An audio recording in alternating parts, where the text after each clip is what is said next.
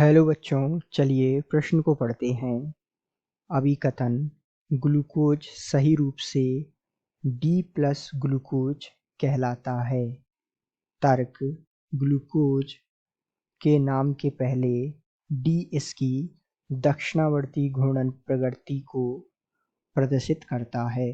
तो आइए बच्चों, मुख्य अवधारणा को समझते हुए हम इस प्रश्न को हल करते हैं तथा विस्तार पूर्वक अभिकथन और तर्क के संबंध में समझते हुए इनको सही या गलत के बारे में जानने का प्रयास करते हैं। तो मुख्य अवधारणा में सबसे पहले हम बात करते हैं ग्लूकोज के संदर्भ में। तो आइए हम ग्लूकोज के बारे में कुछ जानकारी एकत्रित करते हैं जो इस प्रश्न को हल करने में सहायक होगी।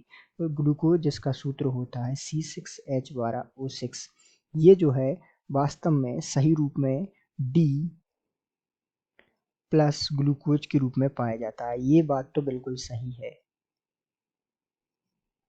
अर्थात ये जो बात है वो सत्य होगी या सही होगी। ठीक है, अब इसी प्रकार हम बात करें कि ये जो है डी का क्या महत्व है यहाँ, अर्थात जैसे डी ग्लूकोज का महत्व क्या है। तो डी जो है सामान्य रूप से विन्यास को प्रस्तुत करता है।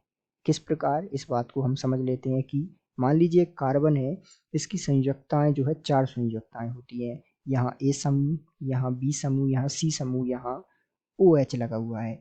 तो होता क्या है कि डी विन्यास से तात्पर्य है कि OH समूह जो है दाएं दिशा में होना आवश्यक है तथा असममित कार्बन पर OH समूह जो है दाएं दिशा में होना आवश्यक है।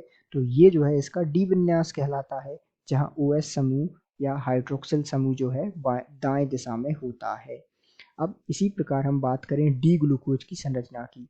तो डी ग्लूकोज की संरचना क्या होती है, CHO और यहाँ कार्बन, अतः 6 कार्बन होते हैं। तो 1 2 3 4 5 और नीचे जुड़ा होता है CH2OH।